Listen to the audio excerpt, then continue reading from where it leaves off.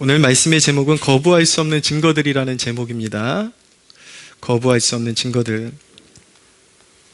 오늘 말씀의 골자는 예수님이 그리스도이심을 믿게 하는 증거가 무엇이냐에 포커스가 맞춰져 있습니다. 34절을 보실까요? 여기서 우리가 주의해야 되는 그 구절이 그러나 나는 사람에게서 증언을 취하지 아니하노라 하신 이 주님의 말씀을 눈여겨봐야 합니다. 이 말씀을 한마디로 요약하자면 사람이 예수님을 인정하든지 인정하지 않든지 예수님이 그리스도 되시는 증언이 사람의 증언에 의존하지 않는다라는 것입니다. 사람이 무엇이라고 말하던 주님은 그리스도이시다, 구원자이시다, 그것을 명백하게 증거한다라는 것이죠. 주님 그 자신이 가지신 증거가 너무 확실하다라는 것입니다. 불과 17세기가 지난 지가 얼마 안 되는데 17세기 전까지만 해도 사람들은 이 천체가 지구 주위를 돈다고 생각을 했습니다. 지구가 가만히 있고 지구는 네모나고 지구 주위로 천체가 돈다고 생각을 했죠. 근데 한때 수도사였던 갈릴레오 갈릴레이라는 사람이 그때만 해도 지구가 스스로 돌고 자전을 하고 태양 주위를 돈다는 공전을 이미 확신하고 있었습니다. 그래서 천체가 도는 것이 아니라 지구가 돈다라는 그런 지동설을 주장을 했죠. 그런데 당시 천주교가 이제 종교 재판에 회부시켜가지고 그 지동설을 취소하라라는 그런 이제 겁박을 하게 됩니다. 했더니 이제 당시만 해도 그 종교 재판이라는 것이 어마어마했거든요. 투옥되는 것은 기본이고, 가혹한 시대에는 막 고문을 당하기도 하고, 또 어떤 문제로 이렇게 종교 재판에서 이제 유죄로 판정이 되면 화형을 당하기도 하고, 당시 그 종교적인 가치관에 위배되는 그런 주장을 하면은 그런 각오를 해야만 했습니다. 그래서 이제 천체가 돈다고 하는 천동설을 그게 맞다라고 이제 갈릴레이가 그렇게 수긍을 하죠. 그러나 그 상황 속에서 그가 남긴 굉장히 유명한 말 한마디가 있습니다. 그가 뭐라 그랬냐면 그래도 지구는 돈다. 그래도 지구는 돈다. 하나님이 이미 확고히 정해놓으신 어떤 실체가 있는데 인간의 어떤 무지 그리고 의심과 불신이 그 실체를 무용하게 만들지 못한다라는 것입니다. 인간이 아무리 무지하게 우겨도 하나님이 이미 정해놓으신 그 실체에는 변동이 없다라는 것이죠. 이 과학이 최근에야 이렇게 갑자기 급속도로 발전하게 됐는데 당시에 사람들은 그냥 눈에 보이는 것으로 다 판단하고 자기 눈에 이게 믿겨지지 않으면 그냥 아니다라고 우길 수는 있었지만 그렇게 우긴다고 해서 지구가 돌지 않는 것은 아니다. 지구가 둥글지 않은 것은 아니다. 하나님이 이미 지으실 때 그 실체로서 지구를 둥글게 지어놨다라는 게 실체인 것이죠. 영적인 실체도 그렇다라는 것입니다. 누군가가 예수님을 나는 못 믿겠다라고 이렇게 이야기할 때 고려해야 되는 문제가 무엇이냐면 사람이 그러한 진리를 무시한다고 해서 성경에 나타나는 내세와 믿는 자의 부활과 그리고 영원한 심판이 사라지는 것은 절대로 아니라는 것입니다. 그래서 데살로니가 후서에 보면은 이런 말씀이 있는데 데살로니가 후서 1장 8절에서 9절에는 하나님을 모르는 자들과 우리 주 예수의 복음에 복종하지 않는 자들에게 형벌을 내리시리니 이런 자들은 주의 얼굴과 그의 힘의 영광을 떠나 영원한 멸망의 형벌을 받으리로다 라고 말씀하고 있습니다. 하나님을 모르는 자들, 사실은 알려고 하지 않은 사람들까지도 핑계댈 수 없다라는 것입니다. 하나님의 심판대 앞에서 믿지 않은 것에 대한 핑계를 댈 수 없다라는 것입니다. 왜냐하면 하나님이 지으신 하나님은 눈에 보이는 실체만 지으신 분이 아니라 영적인 세계와 질서를 지으신 분이시기 때문에 사람이 그것을 거부하고 믿지 않는다고 해서 그 실체가 사라지는 것이 아니기 때문인 것입니다. 인간이 여전히 깨닫지 못하는 실체들이 있습니다. 과학이라는 것은 무엇입니까? 없는 것을 만들어내는 것입니까? 창조가 아니거든요, 과학은. 사실은 이미 하나님께서 만들어 놓으신 원리를 발견해 나가는 과정이 과학인 거예요. 그런데 아직도 과학은 발전하고 있습니다. 그 이야기는 무엇이냐면 역설적으로 아직도 하나님께서 만들어 놓으신 실체를 인간이 다 파내지 못했다라는 거예요. 그 오묘함과 그 깊이를 다 파내지 못했다라는 것이죠. 그런 깨닫지 못하는 실체가 여전히 많이 존재하고 있는데 인간이 여전히 알지 못하는 그런 실체들 그 배후에 그 만물을 지으시고 그 원리를 통치하시는 분이 하나님이시다라는 것이 진리인 것입니다. 그 만물이 아직도 인간이 깨닫지 못하는 그 만물들이 그리스도의 말씀으로 지어졌는데 아직도 만물의 이치도 깨닫지 못하는 미물 같은 존재인 인간이 예수님이 거짓되다 진짜다 스스로 논박을 해봤자 그것이 어떤 예수님이 실체하시고 만물을 통치하시고 그분이 십자가를 지시고 부활하시고 온 땅을 통치하신다는 그 사실에 어떤 영향도 끼칠 수가 없다라는 것입니다.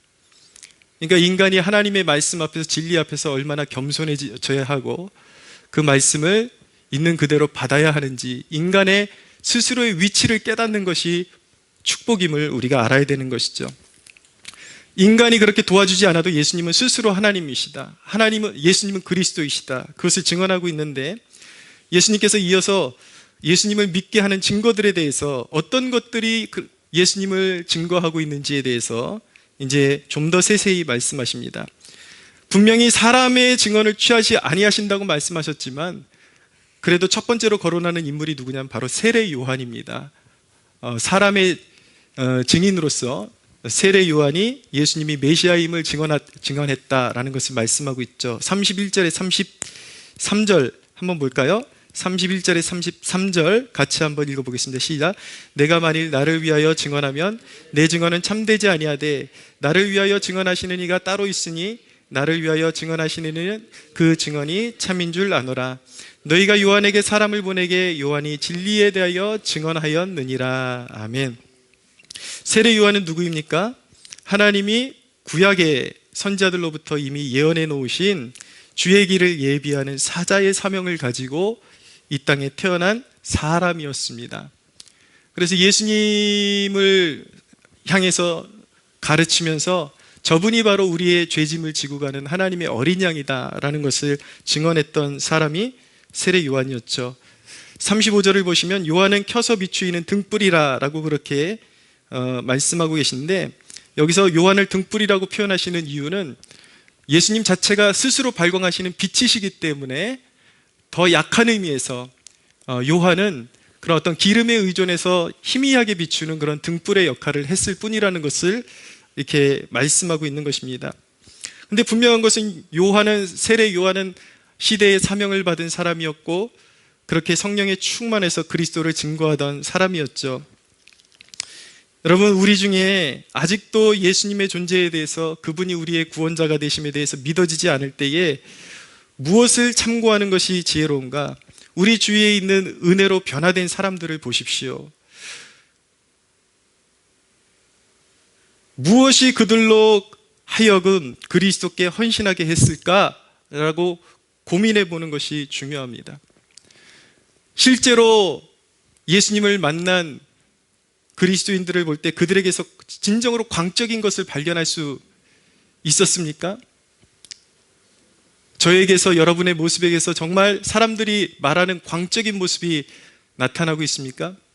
세상에 그 무엇이 술주정뱅이를 가장 이성적이고 가장 세상에서 구별되어서 거룩함을 추구하는 그런 성자와 같은 삶으로 변화시킬 수가 있겠습니까?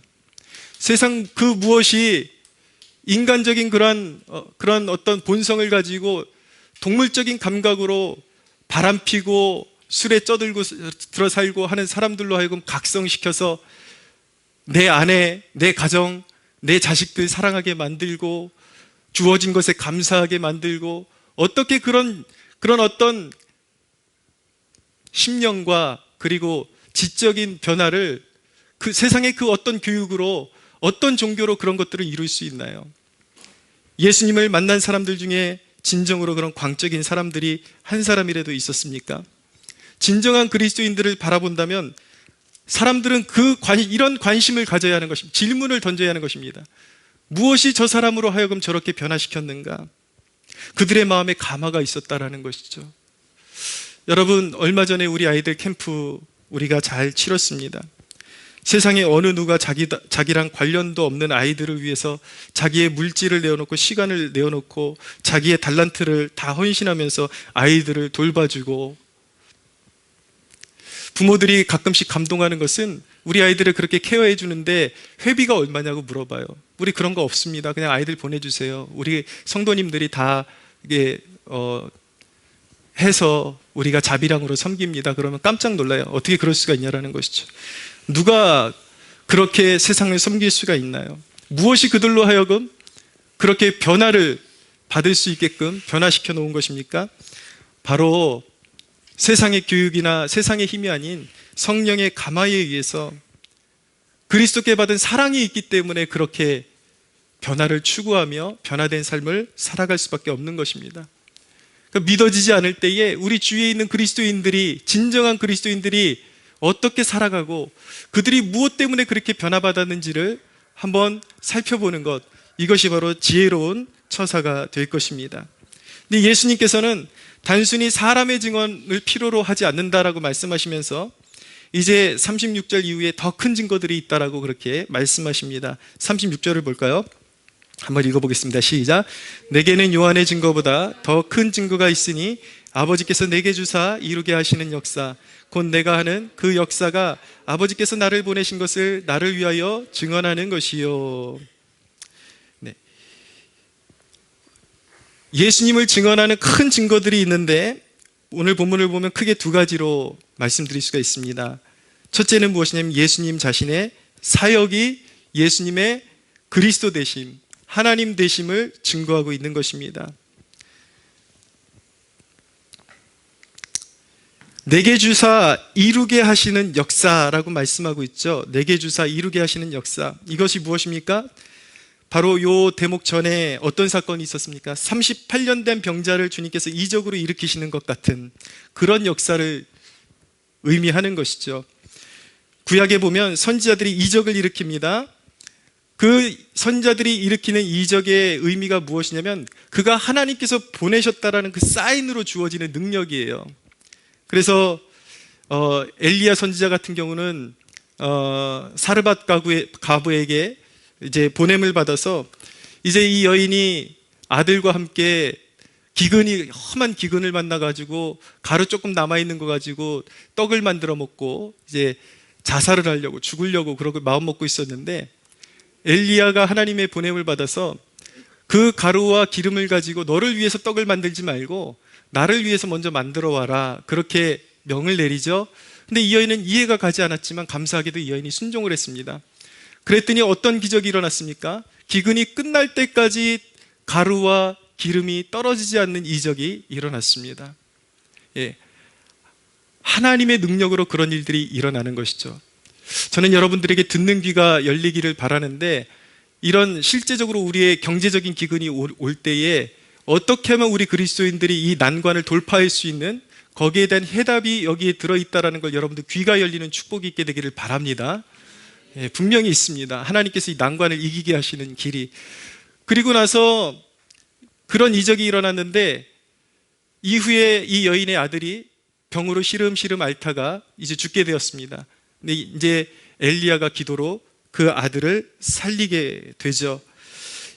엘리야의 이런 이적을 일으키는 이 모습은 바로 예수 그리스도의 예표적인 역할을 하는 것입니다. 예수님이 어떤 사역을 할 것이다 라는 것을 보여주는 것이죠. 구약의 선지자들이 죽은 자를 살리는 격은 있었지만 예수님의 사역과 완전히 다른 것은 무엇이냐면 그들은 예표적인 사역에 불과하다라는 거예요. 선지자들은 죽은 자를 일시적으로 살릴 수는 있었지만 영원히 살릴 수는 없었습니다. 그리고 천국과 지옥을 그들이 결정할 수는 없었습니다. 그러나 예수 그리스도는 믿는 자에게 영생을 주시는 분이시요 온 인류의 심판장이시라는 것입니다. 그의 사역이 무엇입니까? 병을 고치시고 귀신을 물리치고 바다를 잠잠케 하시는, 죽은 자를 살리시는 그러한 놀라운 사역을 감당하셨죠. 여러분, 예수님의 이적과 세상의 어떤 거짓된 세력들의 이적의 차이는 무엇입니까? 구약의 출애굽기에 보면은 애굽의 요술사들도 하나님의 10가지 재앙이 내릴 때에 강을 피로 만들고, 그리고 개구리떼를 올라오게 하는 이적까지는 따라할 수가 있었습니다.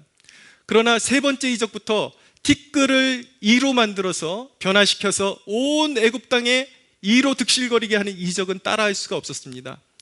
마귀도 이적을 따라합니다. 그러나 세상의 거짓된 이적의 한계는 무엇이냐면, 이미 이 세상에 하나님께서 지어놓으신 걸 가지고 장난질은 할 수 있지만 창조적인 사역은 불가능하다라는 것입니다. 그러나 우리 주 예수 그리스도는 말씀으로 세상을 통치하시고 바다를 잠잠케 하시고 그 영혼을 살리기도 하시고 죽이기도 하시고 그분의 말씀에 따라 영원히 살게도 하시는 분이, 영원한 통치자요 영원한 구원자가 되시는 분이 바로 예수 그리스도이십니다. 그것이 다른 것이죠. 여러분, 이러한 이적, 예수님께서 일으키신 이적은 바로 하나님이 하시는 역사요, 그것이 천지를 지으신 아버지 하나님만이 이루시는 역사인데, 예수님께서 이런 통치의 권세를 가지셨다라는 것은 무엇을 의미하는 것이냐면, 아버지께서 이루시는 역사가 그리스도 안에 있다라는 사인인 것입니다. 무엇입니까? 예수 그리스도는 하나님이 보내신 분이요, 그분은 그리스도이시요 영생을 주시는 분이시요 말씀하시는 하나님이시다. 할렐루야. 그렇게 예수님이 이 땅에 오셔서 이루신 사역이 바로 예수 그리스도가 메시아요 그리스도시다라는 것을 증언하고 있는 것입니다. 자, 두 번째로 무엇이 예수님을 증언하는가? 37절을 보십시오. 37절 한번 읽어볼까요? 시작. 또한 나를 보내신 아버지께서 친히 나를 위하여 증언하셨느니라. 아멘. 거기까지. 또한 나를 보내신 아버지께서 나를 증언하신다. 근데 아버지 하나님께서 무엇을 통해서 예수님을 증언하시는가? 바로 성경을 통해서 예수님을 증언하십니다. 근데 오늘 요한이 말씀하는 성경은 바로 구약 성경을 의미하는 것입니다. 37절을 보십시오. 또한 나를 보내신 아버지께서 친히 나를 위하여 증언하셨느니라 말씀하시죠. 39절입니다. 너희가 성경의 영생을 얻는 줄 생각하고 성경을 연구하거니와 라고 말씀하고 있죠. 구약의 성경이 아버지 하나님께서 보내신 선지자들로 말미암아 예수 그리스도를 증언하고 있다. 아버지께서 보증하신다 이겁니다. 간혹 보면은 오늘날에는 그런 부류들이 없는 줄 알았는데, 간혹 보면 오늘날에 구약 성경을 인정하지 않는 신앙의 부류들이 있습니다. 이 초대교회에 보면 마르시온이라는 이단이 번지기 시작했는데, 그들이 주장하는 게 무엇이냐면 구약의 하나님은 우리가 믿는 하나님이 아니다. 구약을 거부하는 것이죠. 그런데 여러분, 구약을 거부해버리면 신약이 탄생할 수가 없습니다. 구약의 하나님이 바로 예수님을 보증하시고 있는데, 구약을 저버리는 것은 예수님을 거부하는 것과 마찬가지인 것입니다. 이렇게 구약의 성경을 통해서 아버지께서 성령의 능력을 받은 선지자들을 통해서 예수님이 구원자이심을 증거하셨습니다. 구약을 보면은 이미 창세기가 시작되는 그 순간에 복음은 시작되었다라는 것을 알게 됩니다. 인류가 죄로 말미암아 타락했을 때 이미 복음이 나타났습니다. 창세기 3장에 보면은 여자의 후손이 사탄의 머리를 상하게 할 것이다 라는 그러한 예언의 말씀을 주고 계시죠. 이것을 원복음이라고 말하는 것입니다. 이미 인간이 타락했을 때에 하나님께서 인류를 구원할 수 있는 계획을 세우셨다라는 것입니다. 그리고 인류에게 복음의 빛을 이미 비추기 시작하셨다. 여자의 후손은 무엇을 의미하는 것입니까? 동정녀 마리아를 통해서 이 땅에 오실 예수 그리스도를 의미하는 것이죠. 인간이 끊임없이 죄와 우상에 빠져 있을 때에 하나님은 아브라함을 선택하셔서 그에게 약속의 자손을 주시겠다고 약속하셨습니다. 내 자손으로 말미암아 천하 만민이 복을 얻으리라. 내 씨로 말미암아 천하 만민이 복을 받으리라. 갈라디아서에 보면 아브라함에게 허락된 그 씨가 바로 그리스도다라고 그렇게 말씀하고 있는 것입니다. 이미 아브라함에게 인류를 구원할 메시아를 너의 후손을 통해서 보내주겠다라는 약속을 주셨던 것입니다. 이후에 모세에게 하나님께서는 너와 같은 선지자 하나를 일으키리라. 그의 말을 듣는 자들은 살아날 것이다 라고 그렇게 예언해 주셨습니다. 다윗에게 내 씨를 세워 그 왕위를 영원히 견고하게 하리라고 역대상 17장 11절에서 12절 이하에 말씀하고 계십니다. 주전 1000년 전 사람이었던 다윗은 시편을 통해서 가룟 유다에게 이미 예수님께서 배신을 당하실 것이고 수족의 찔림을 당할 것이라는 것을 시편 22편에 말씀하고 있습니다. 이미 주님께서 오시기 1000년 전 사람이었던 다윗에게 그의 시편을 통해서 하나님께서 그리스도를 보내주실 것을 예언하고 있었다라는 것이죠. 주전 700년 전에 이사야라는 선지자는 이미 고난받는 그리스도에 대해서, 그리스도의 모습에 대해서 예언을 하고 있습니다. 한번 읽어드리겠습니다. 이사야서 53장에 보면 이렇게 말씀합니다. 우리가 전한 것을 누가 믿었느냐? 여호와의 팔이 누구에게 나타났느냐? 그는 주 앞에서 자라나기를 연한 순 같고 마른 땅에서 나온 뿌리 같아서 고운 모양도 없고 풍채도 없은즉 우리가 보기에 흠모할 만한 아름다운 것이 없도다. 그는 멸시를 받아 사람들에게 버림을 받았으며 간고를 많이 겪었으며 질고를 아는 자라. 마치 사람들이 그에게서 얼굴을 가리는 것 같이 멸시를 당하였고 우리도 그를 귀히 여기지 아니하였도다. 그는 실로 우리의 질고를 지고 우리의 슬픔을 당하였거늘 우리는 생각하기를 그는 징벌을 받아 하나님께 맞으며 고난을 당한다 하였노라. 그가 찔림은 우리의 허물 때문이요 그가 상함은 우리의 죄악 때문이라. 그가 징계를 받음으로 우리는 평화를 누리고 그가 채찍에 맞음으로 우리는 나음을 받았도다. 우리는 다 양 같아서 그릇 행하여 각기 제 길로 갔거늘 여호와께서는 우리 모두의 죄악을 그에게 담당시키셨도다. 아멘. 이렇게 성경의 예언, 저는 지금 일부분만 말씀드린 것입니다. 이루 말할 수 없는 많은 부분에서 하나님께서 예수 그리스도를 이 땅에 보내주시고 그를 통해서 십자가를 통한 구속의 사역을 이루실 것을 예언하고 계셨습니다. 이렇게 성경의 예언은 예수님에 이르러서 그대로 성취되었던 것입니다. 예수님은 가룟 유다에 의해서 팔리셨고 십자가에 달리셨고 죽은 자 가운데서 3일 만에 부활하셨고 하늘에 오르셔서 그를 믿는 자마다 죄 용서함 받고 구원을 받는 구원자로 그는 하늘에 오르시고 그렇게 하나님의 구원자로서 이 땅에 선포되신 것입니다. 할렐루야. 여러분, 구약의 선자들을 통해서 그렇게 예언된 말씀이 그리스도에 이르러서 완전히 성취된 것처럼 이제 또 하나의 예언이 이루어지리라고 성경이 말씀하고 있습니다. 이제 그리스도의 재림이 있을 것이고 예수 그리스도께서 산자와 죽은 자의 심판장으로 오실 것이고 그리스도를 믿지 않는 자들은 영원한 지옥불에 들어가게 될 것이고 그리고 모든 믿는 자들의 영원한 부활이 있을 것이고 영원한 하나님 나라를 유업으로 받는 일이 있을 것이라고 예언하고 계십니다. 이미 구약의 예언이 그리스도를 통해서 성취되어졌기 때문에 그리스도께서 다시 오시고 모든 인류의 심판이 하나님의 뜻대로 그리스도의 뜻대로 이루어질 것이라는 예언의 말씀대로 우리는 반드시 이루어질 것이라는 것을 믿는 것입니다. 할렐루야.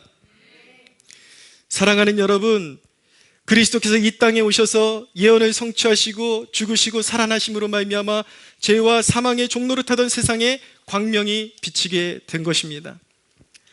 그런데 오늘 눈여겨봐야 하는 것은 무엇이냐면 바로 39절입니다.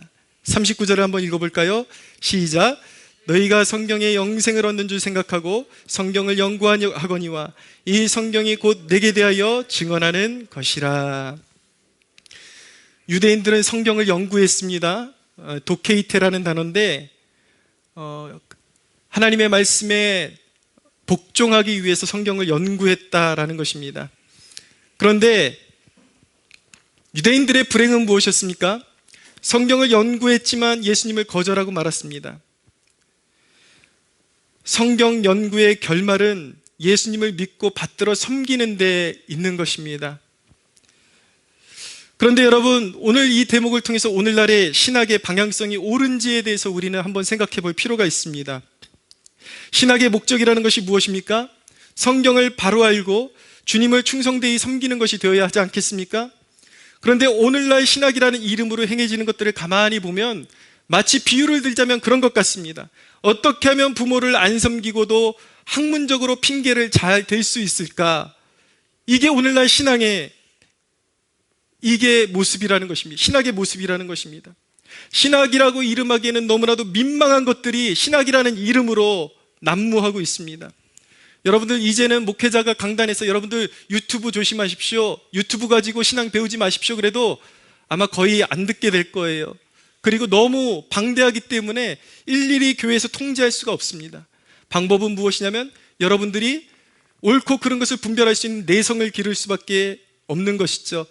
여러분, 이렇게 거짓되고 잘못된 자료들이 난무하는 시대 가운데 진정으로 신학다운 신학을 찾으려면은 여러분 어떻게 해야겠습니까? 여러분들이 어떤 주제에 대해서 관심을 가지고 있는데 이것을 해야 되느냐 말아야 되느냐, 해도 되는 것이냐 아니면 이것이 성경에 위배되는 것이냐를 알고 싶다면 여러분들이 그 주제에 대해서 이런 질문을 던져보십시오. 예수님을 바르게 섬기려면 과연 내가 어떻게 해야 할까? 예수님을 바르게 섬기는 길이 무엇이냐? 이 질문을 던져보십시오. 그러면 금방 질문이 나올 것입니다. 대답이 나올 것입니다. 이것이 굉장히 인본주의적인 사상에서 나온 것이구나, 이 가르침이 우리가 받아서는 안 되는 굉장히 인본주의적인 것이구나, 여러분들이 금방 깨닫게 될 것입니다. 여러분, 예수 성경을 올바로 연구했다면 하나님의 하나님 되시게, 하나님의 그 이름에 합당한 영광에 부합하게 그를 섬길 수밖에 없게 되는 것입니다. 예수 그리스도를 예수 그리스도답게 구원자답게 섬기는 것이 진정한 신학이요 성경을 연구하는 열매임을 기억하시기를 바랍니다. 여러분, 이것을 우리의 실생활에 좀 적용드리고 싶어요. 우리가 교회를 어떻게 섬겨야 되느냐, 작은 일 같아도 여러분, 교회를 섬길 때에 습관적으로 이제 뭐 교회가 뭘 필요로 한다 그런 이제 이야기를 듣게 되면은 이미 이제 다 닳고 이제 버리기 직전에 있는 것들, 아니면 버려져 있는 것들을 교회에 이렇게 주워오는 경우들이 있어요. 간혹들 보면은. 여러분, 하나님을 섬길 때는, 주님을 섬길 때는 그렇게 섬기는 것이 아닌 것입니다. 비록 우리가 주님을 섬길 때에 그것이 사치스러운 것은 아니라 할지라도 주님이 받음직한 것들, 정말 정성이 담긴 것들로 주님을 섬겨야 할 줄로 믿으시기 바랍니다. 사람들의 문제가 하나 더 있습니다. 43절을 보십시오. 43절 같이 한번 읽어보겠습니다. 시작. 나는 내 아버지의 이름으로 왔음에 너희가 영접하지 아니하나 만일 다른 사람이 자기 이름으로 오면 영접하리라. 아멘.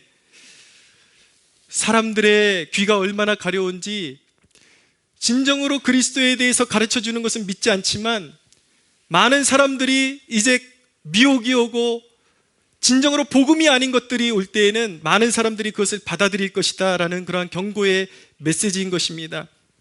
여러분, 오늘날 난무하는 미혹이 무엇입니까? 오늘날 신천지만큼이나 교회를 위태롭게 하는 사상이 무엇입니까? 바로 사회복음이라는 것이 있습니다. 오늘날 보수적이라는 교회 안에서도 중생과 성령 세례 같은 주제는 거론이 되긴 하지만 사이드로 밀려나고 있습니다. 그것이 주안점이 되는 것이 아니라 많은 그리스도인들이 기독교가 뭐냐라는 질문을 던질 때에 사회 정의를 회복시켜서 하나님 나라를 이루겠다는 거예요. 그래서 특정 정당을 쫓아가고 정치에 미치고 어떤 사람에 미쳐가지고 이 사람이 대통령이 되면 이 나라에 정말 행복한 나라가 도래할 수 있을 것이라는 그러한 거짓된 믿음을 가지고 살아가는 사람들이 있습니다. 그러나 여러분, 사람의 부패한 본성의 변화가 없으면 아무리 사람들이 올바른 사상을 쫓는다 할지라도 오히려 하나님을 대적하게 되는 것입니다. 오늘날 정치계의 진정한 공의가 어디에 있습니까? 네 편 내 편에 공의가 어디 있단 말입니까? 약자를 돕는다는 명분으로 죄악을 퍼뜨리고 있습니다. 많은 그리스도인들이 동성애가 옳다고 거기에 같이 참여하고 있습니다. 혼란의 시대입니다. 사랑하는 여러분, 그건 기독교가 아닌 것입니다. 사상과 도덕으로 세상을 변화시키겠다라는 것은 기독교가 아니에요. 사랑하는 여러분, 거듭났습니까? 본성의 변화를 받아서 하나님의 말씀에 순종하여 어두운 세상을 비추는 것, 이것이 기독교임을 믿으시기 바랍니다. 말씀을 정리하겠습니다. 한 가지 적용시키면서 정리하겠습니다. 세상이 교회를 향하여 손가락질하고 있습니다. 교회가 불신을 받고 있습니다. 여러분, 그렇다면 세상이 우리의 진심을 알아볼 수 있게 내세울 수 있는 우리의 증거가 무엇이겠습니까? 많은 교회들이, 많은 성도들이 시대의 흐름에 속고 있습니다. 사랑하는 여러분, 사실 세상 사람들의 인정을 교회가 받겠다라는 태도부터가 틀려먹은 것입니다. 위대한 설교자인 스펄전은 이렇게 말했습니다. 세상 사람들이 교회를 평가하는 방식에 대해서 이렇게 말했습니다. 교회가 잠들어 있는 동안 세상은 이렇게 말한다라는 거예요. 당신들이 믿는 대로만 행동한다면 우리가 믿을 것이다. 교회 갈 것이다. 좀 믿는 대로 살아봐라. 그렇게 비난한다라는 것이죠. 그러나 교회가 깨어나면 세상은 무엇이라고 비난하는가? 그들은 광신도 집단이다. 좀 별나지 않게 믿으면 우리가 믿어볼 텐데 너희들이 하는 모습을 보니까 광신자 같아서 안 간다. 여러분, 세상이 과연 우리를 이해해 줄 것 같습니까? 세상이 진정 교회를 이해해 줄 것 같습니까? 계속 세상 사람들의 비난에 어쩔 줄 몰라 하고 립스틱 고치고 화장 고치고 나 어때 나 어때 이런 싸구려 같은 신앙을 가지고 영성을 가지고 교회가 어떻게 세상을 이길 수가 있겠습니까? 여러분, 세상은 원래 교회를 미워하는 것입니다. 그들이 거듭나지 않고 결코 우리의 가치를 인정한다라는 것은 불가능한 것입니다. 여러분, 우리가 진정으로 세상에서 우리의 진심을 보이고 싶다면 어떻게 하는 것입니까? 우리는 전도하는 일에 힘써야 하는 것입니다. 영혼의 변화를 위해서 우리는 사람을 양육하는 일에 힘써야 하는 것입니다. 진정으로 본질적으로 그 일을 행하실 수 있는 분은 성령 하나님이십니다.